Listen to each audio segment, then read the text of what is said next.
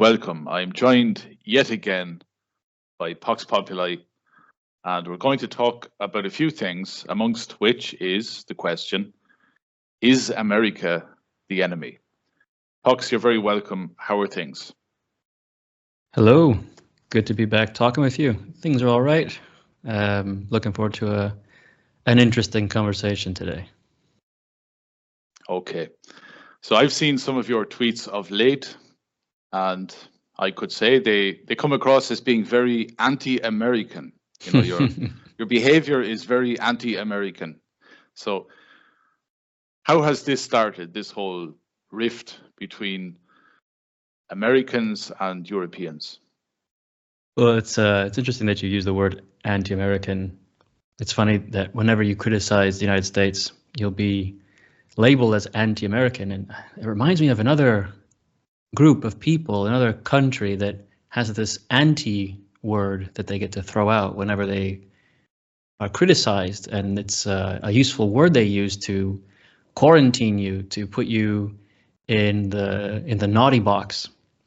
I can't think of who's that other group that has an anti-word they like to throw out. I don't know. Anyway. Sorry, Pox, that group you mentioned, they're not, every single Olympics, the Victim Olympics, they get the gold medal. It's not that group, is it? Yeah. Right. We just celebrated we just had the Remembrance Day yet again for that thing of theirs. But in any case, yeah, this is it's part of my quest to make lots of friends. The last time we spoke was on the topic of Christianity, and we were critical of Christianity, and now we're going to be critical of America. So the two best positions you could take if you wanted to make friends on right-wing Twitter: be critical of Christianity and be critical of America. You're going to make lots of, well, at least conservative. If you want to make friends on conservative Twitter, this is obviously the best position to take. But I'm not interested in making conservative friends. I'm interested in speaking the truth, first of all, and I'm interested in doing what I can with my little voice to stand up for the things that I care about. And I've written on the American question, what I call the American question, the AQ, several times. Well, I've posted about it several times, and I've written a few essays on it. And I know what I'm talking about because I was born in America. I know Americans. In my travels, I have met Americans from all over the country. And then I have also spent my entire adult life in Europe, and my family, obviously, people who know my story know where my family is from and where my family lives and where I decided to move back to. And so the American question has come up a few times, usually in the context of Americans sort of insulting Europeans as being weak or Euro poors or Euro cucks. And this can come from anywhere. Usually it comes from normie conservative commentators. I could name a few who are active on Twitter and other social media. Mike Cernovich comes to mind. A few months ago, he was on this sort of weekly tirade. He would have these weekly tirades about how much he just despises Europeans and how superior America is.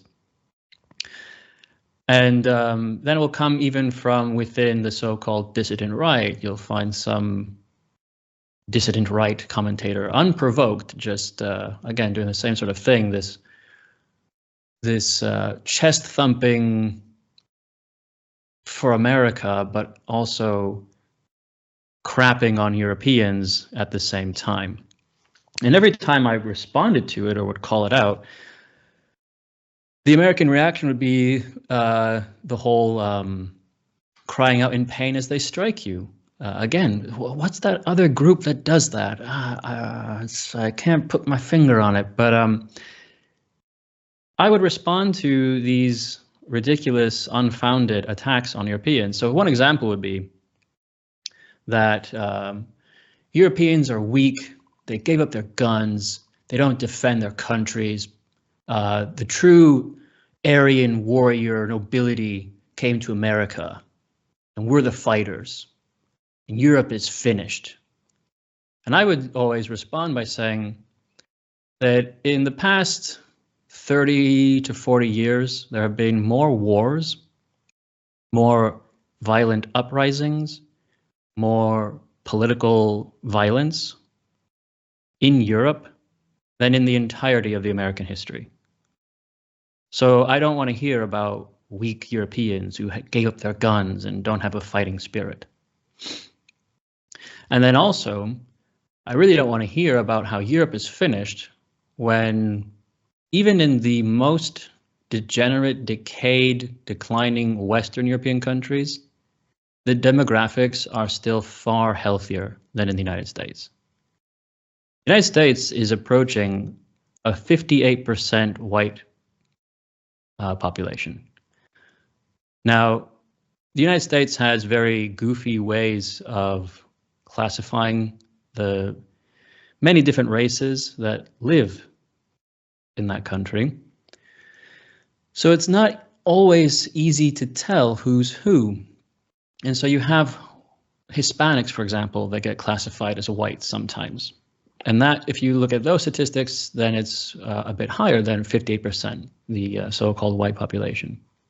But if you zoom in a bit more and you get statistics which are more selective, which literally discriminate more, and you separate the Hispanics from the white category, the white population is actually approaching 50% rapidly, which means that the United States is going to be the first white country, white nation state, that will reach minority white status first, excluding South Africa. But South Africa is always minority white.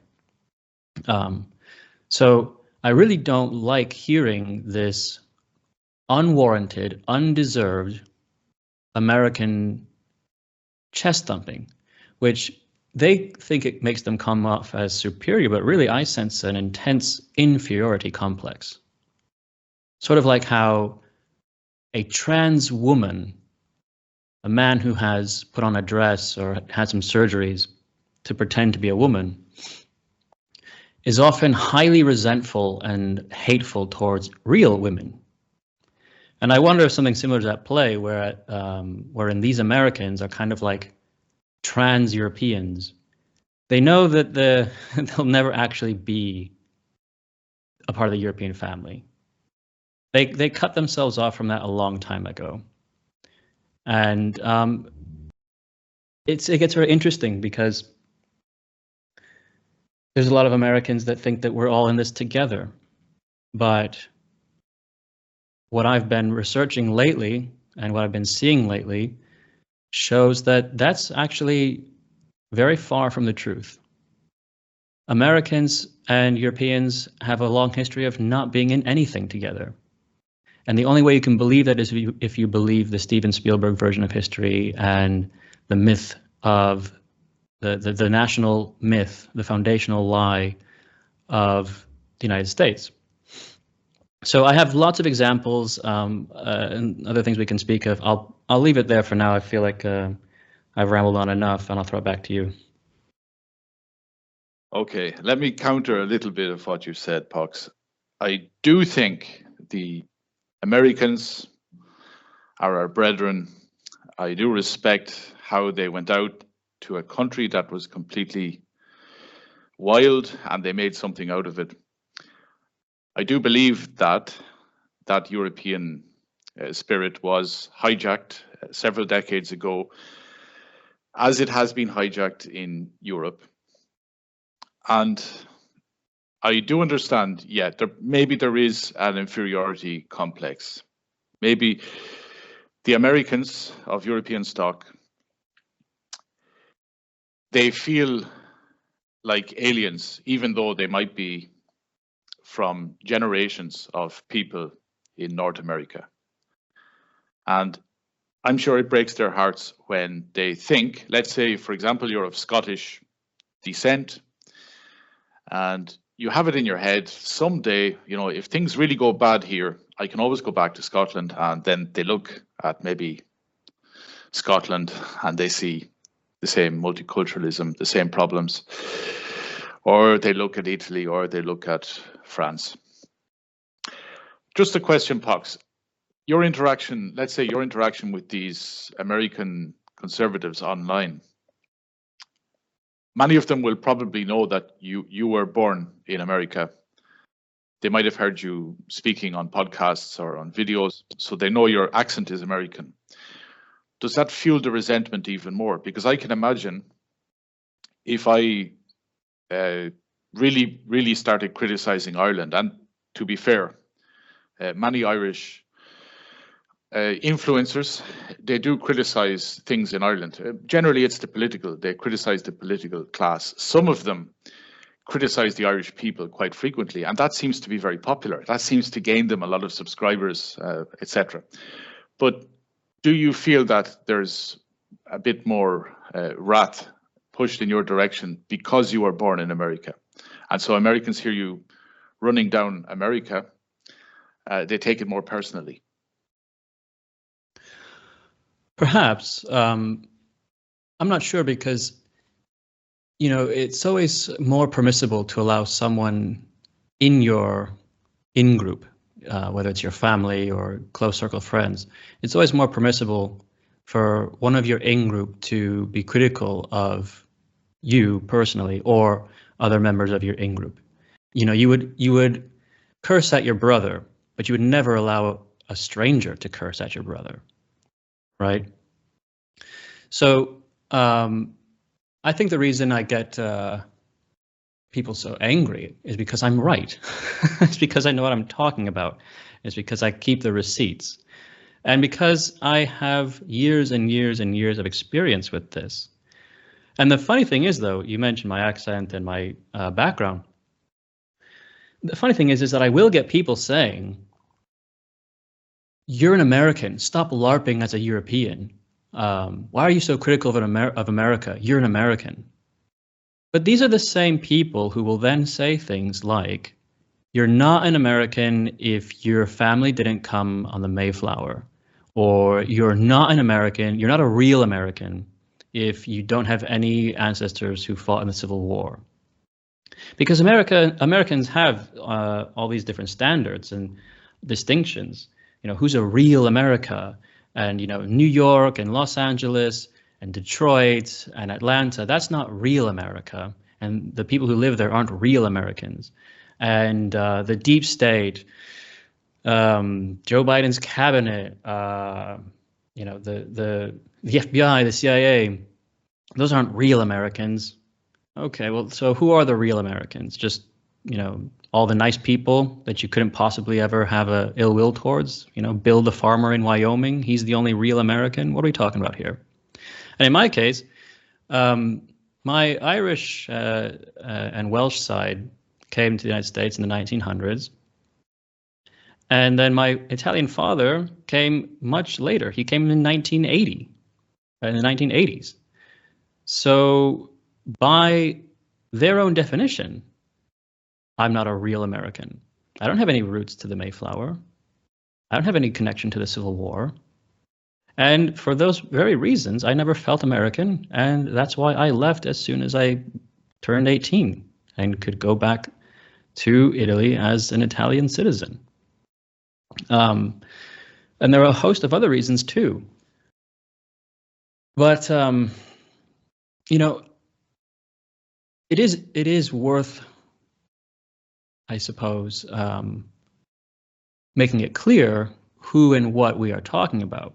Are we talking about the American government? Are we talking about the United States as a nation state, as a quasi-empire? Are we talking about, the Washington class, the deep state?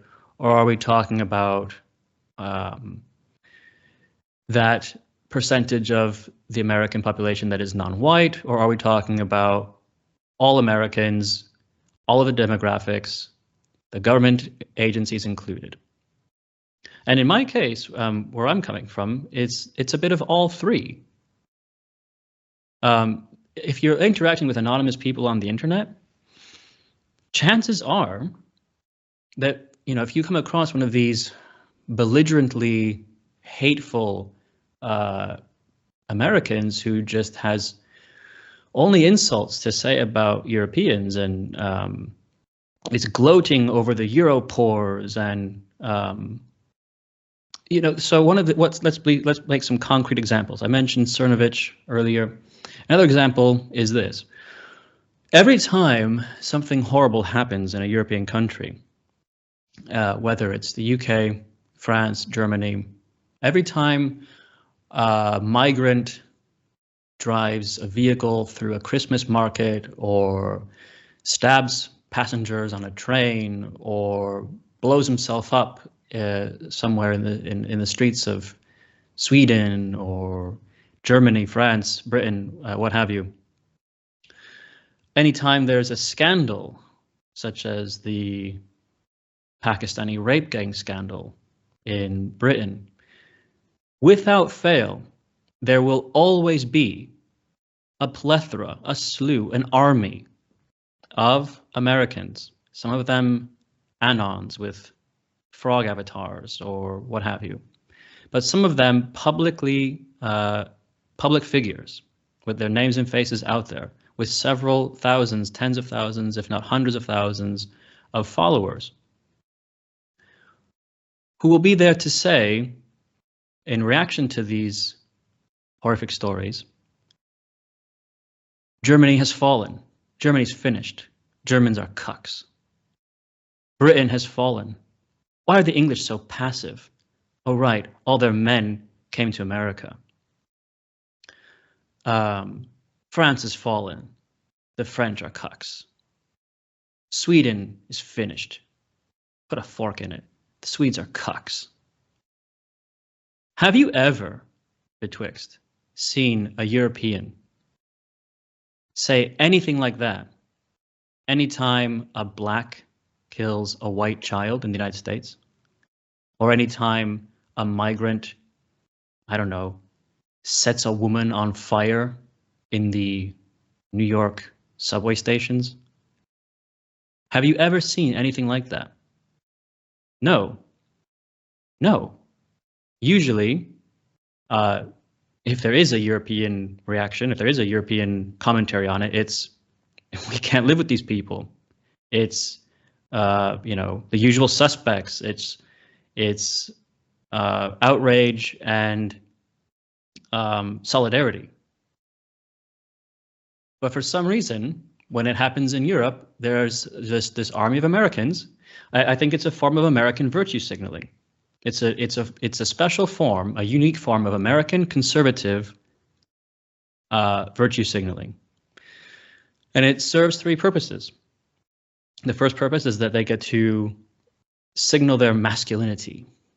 So the person posting gets to talk about how he's got his guns and the Europores gave up their guns, those cucks, they're finished.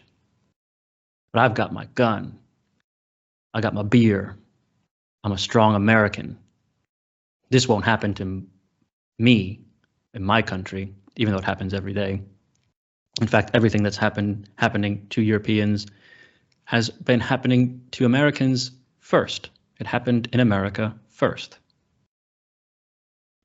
Then the second purpose it serves is that they get to sort of continue mythologizing America. They get to continue burnishing the American image and making this pro-American propaganda, selling it as this paradise. They get to keep sleeping and enjoying the American dream. There's Pakistani rape gangs in Britain, and there's Syrian terrorists plowing through Christmas markets in Germany. But in America, we're the land of the free and the home of the brave. And in my little white enclave in Nebraska, everything's fine. And then the third reason is demoralization. Because if I'm right, and America is essentially an enemy, well, demoralizing your enemies is an effective and worthwhile strategy. And so these slop accounts on social media and these commentators with hundreds of thousands of followers serve to demoralize Europeans by constantly telling them to basically give up. Your country's over. In fact, your country's meaningless. Your country's small.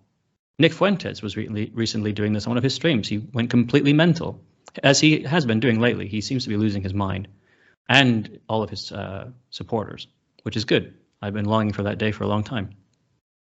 But he recently said that European countries don't matter. He said, quote, "I don't give a fuck about their concerns. I'm finished with Europeans. I can't stand them." Because apparently if your country isn't stuffed to the gills with hundreds of millions of people, it's not important. Well, I'm sorry, I'm not interested in this race to implosion. I don't want to live in a country stuffed with hundreds of millions of people. And I don't care if my country only has a population of 5 million, 10 million, 50 million, okay? 50 million, I mean, that's already quite high. But apparently, if you don't have somewhere within the range of 335 million to a billion, well, you're just going to be sitting on the sidelines now. Because these conservatives have bought into the same lie that immigration zealots have been peddling, which is that somehow, somewhere along the line, quantity became more important than quality. And quality of life doesn't matter as long as your country's political apparatus and military-industrial complex can wave a big stick. I guess that makes you feel good, Mr. Yankee, that your country has a big army. But how's your quality of life? The other day I saw someone, an American, complaining about how difficult it was for him to be able to allow his wife to be a stay-at-home mom so they could just have one income, you know, his income. And he said that he was broke. He said that they were basically broke at the start, you know. But for him, broke was living on a $42,000 a year salary. If the cost of living in your country is so high that making $42,000 a year is broke, that's awful, actually. And I'm sure there are many European countries where the same could be said. Inflation has gone up everywhere, and the cost of living has gone up everywhere, and we're all being squeezed for every penny, every cent possible. But this is what I'm saying, is that I've lived in America and I've seen how people live, and the American dream, like what do they always say? You have to be asleep to believe it. And as part of that the mythologizing of America, the propaganda, that America, with all of its showbiz and spectacle, fireworks and everything, is big houses, big cars, big TVs. Okay, it looks like a land of plenty. It looks like everyone's doing well. But if you're not making $100,000 a year, you're basically treading water to stay afloat. What kind of quality of life is that? Oh, but it's okay. You've got a big army with nukes. Okay, great. Good for you. Half the population is obese. 75% of the population is overweight. Suicide is amongst the top 3 causes of death. And people are taking antidepressants starting at the age of 11 to 12 years old in the United States. Sorry, I really don't have much patience for this chest thumping, and especially if it comes along with this side dish of crapping on Europeans. It doesn't make much sense. You mentioned those slop accounts there, POX, and I've seen them over the last couple of years, and some of them, they're well revered in these circles. However, I think some of them are there just to get attention. They're not there to really draw attention on what's happening. They're more there to, I would say, to clock up the views, to clock up the followers, etc. Now, I won't name the guy, but there's an Irish guy. He has a massive account, and I wasn't following him, but obviously people I follow him, and therefore his tweets end up in my feed. And on a daily basis, several of his tweets would come in, and it would be, Ireland fought for 800 years. We're not going to give up our country now. And then 57 minutes later, he'd put out a tweet and he'd say, Ireland is finished. Look at this village. It's full of Africans. It's finished. Mm-hmm. And then about 40 minutes later, he'd be on about Padraig Pearse or Michael Collins or the Irish fighting spirit. And then half an hour later, but you see, that's what I was saying earlier. Get out of Ireland. Ireland's done. You can allow an Irishman to have these moments of black pilled and white pilled, trying to keep his chin up and the next moment feeling demoralized. I understand that. It's very difficult. We all go through it, but it's his country. He's an Irishman, and so you're allowed to say those things about your in-group. Like I was saying earlier, you would you would curse at your brother, or criticize your family, but you would never suffer an outsider to do that. But I'm more aware of this, and it's what's been interesting is that over the past 2 weeks or so that I've been really banging on about this in light of recent events after the Trump inauguration and things like that, which we can get into. But at first I was sort of going it alone, and now I'm a nobody. So I have no idea what sort of influence I could possibly have. But this time around, I wonder if I am the small domino that knocked over some big ones. Because at the start, it was just me making some responses or pointing out some nefarious American behavior, both in terms of its population's behavior, whether it's the non-white or the white population, with regards to European. All this is with regards to their position and their behavior towards Europeans. Okay, so I'm not talking about interracial crime or the Democratic Party or the blue-haired feminists over America. I'm talking about all of their behavior vis-a-vis Europe and Europeans. But then as the days went by, I noticed some other people on social media, on Twitter, were noticing the same things. They were quote tweeting Americans saying horrible things or saying the usual demoralizing things about Europeans. And then bigger accounts started doing it. And then Nick Fuentes goes off on a tirade and starts calling out European nationalists by name and saying, he doesn't even care about them anymore. He doesn't want to work with them. Fuck them, blah, blah, blah. All these, just nasty things.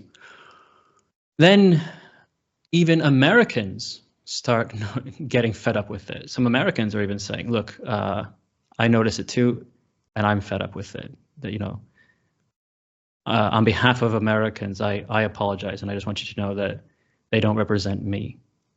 And that's a good moment for me to put in the disclaimer.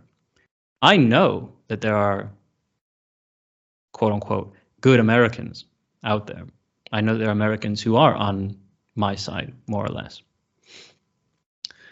But just as we spoke about with Christianity and Christians, it's sort of similar. Just as the Christians who are anti-Jewish or sort of, woke on the JQ, Christians who are anti-immigration, who are basically, let's just say, the Christians who are racist, to just cut right to the core. They are a meaningless minority. The Christian churches, the vast majority of the people who attend them, the vast majority of Christians, the Christian authorities are not opposed to Jewish power, are not opposed to immigration, and they are certainly not racist. So these Christians who are those things are a meaningless minority, and their voices get drowned out, and they have no power and they have no influence. And it's sort of the same thing in America. The Americans who know that their country is basically an evil empire, the Americans who know that their country is becoming less and less white, and therefore, if there's already a significant portion of white Americans who don't feel any sort of affinity or friendship or connection to Europe, and in fact feel animosity towards Europe, and regardless of their European roots themselves, and then you add to that the huge swathe of non-whites who have no reason to feel anything positive towards Europe, and in fact probably have a massive chip on their shoulder, feel massive resentment and hatred towards Europeans because they're the colonizers and all that. We're in a very serious situation here. And so these Americans who are genuine right-wing, they are aware of the myth of World War II history. They know that, in fact, the United States didn't fight in that war as this liberating force of freedom and equality and justice. They were the good guys. No, they know that that's actually a lie. And they're interested in the well-being of Europe. Well, if you got 10 Americans in a room, you'd probably have a hard time even finding 2 Americans of that kind of position, honestly. I'm pretty confident in that. So I know that there's good Americans out there. It's just, it doesn't really matter. And what we've seen now with this MAGA takeover of Washington after the election is that there's this whole other side of America that's now, getting a chance to come to center stage. And the way an American mutual of mine put it was that there's this dark force in America right now. America it's dark was the word he used. This dark energy. The Americans who are not Democrat voters, the Americans who are not caviar communists, liberal progressives, the Americans who've just been fed up with years and years of woke or tepid conservatism, deep state, all that kind of thing. They are feeling a sort of moment of they're off the chain. They've been set loose, and good for them. As far as domestic policy is concerned, good for them. I hope they take no prisoners. I hope they punish those who deserve punishment. I hope they deport people. But the way this American described it was that it's not just that. It's sort of like the same energy at the beginnings of the global war on terror, where the vast majority of Americans just wanted to kill whoever was responsible for September 11th. And if that means invading Iraq and invading Afghanistan and blowing up entire cities and turning the Middle East into a parking lot, let's do it. They were angry. They wanted blood. And this American friend of mine says there's sort of the same energy right now. It's not so much that they want vengeance on someone, although in a way it's kind of that. But they've been, repressed for so long. Straight white men have been humiliated and insulted and mistreated for so long that now that they get a chance to stand up straight, they really want to go for it. They want to expand. Everyone has now sort of become like armchair Belisariuses, and they want to reconquer lost territories of the empire and acquire new territories. So now they're going to take over Panama Canal and rename the Gulf of Mexico and make Canada the 51st state and annex Greenland and who knows what else. And when you've been a nation state that has been sort of cowed and insulted for so long, and you know, your white population has been treated like crap, and you've had to put up with BLM and all this stuff. Well, now, yeah, they feel like a monster set loose, and they're just going to devour anything in sight. Like I said, that's all well and good until that monster turns its attentions to the things that I care about, until it turns its attentions towards me and my family and my friends and the well-being of my people. Now we've got a problem. And this is our so-called ally, which makes it all the more dangerous, and which makes it have a worse taste in the mouth. That this is our so-called ally threatening us and exploiting us. And as the research I've been doing indicates, it's been at least 80 years of this. And then they're going to have the nerve, these Americans, to complain about, like Donald Trump said a few days ago, Europe has treated America very badly. Sorry, what? How? So I'll leave it there for now because I don't want to make sure I don't ramble too much, but I do want to get into the history of the United States relationship with Europe and European countries. I think it's important to counter some of the MAGA propaganda that is dominating the conversation recently. Okay. Well, I'll just go back. Yeah, those slop accounts, that guy I mentioned, I don't think it's helpful. I don't think it's helpful. You know, one minute you're giving hope, the next minute it's all doom and gloom, next minute it's hope, I don't think that's healthy for people, especially people who are susceptible to, to social media, and, you know, they believe everything. Those accounts, those American accounts, for example, some of them that run down Europeans, I'm sure they're astroturfed. I'm sure you've got certain agencies behind them too, to create this, this sense of inferiority in the Europeans. Yeah, you mentioned there the Gulf War. Have you heard, POX, of a company, because I'm reading a book at the moment about them, a company called Blackwater? Absolutely. Eric Prince. That's it. Yeah, the CEO. Yeah. Mm-hmm. I've been reading this morning some pages about the tribunal, the kind of whatever, he was summoned to speak to the politicians and all that. And the politicians, many of them, were kind of, they were supposed to investigate the company, but yet the company had protected them while they were in Iraq. So it's kind of like they can't really do anything. And anytime someone tried to point this out, their time was up. But it's a case of greed where it just becomes a hideous monster. And I think it goes back to the whole pandemic thing as well, the scamdemic.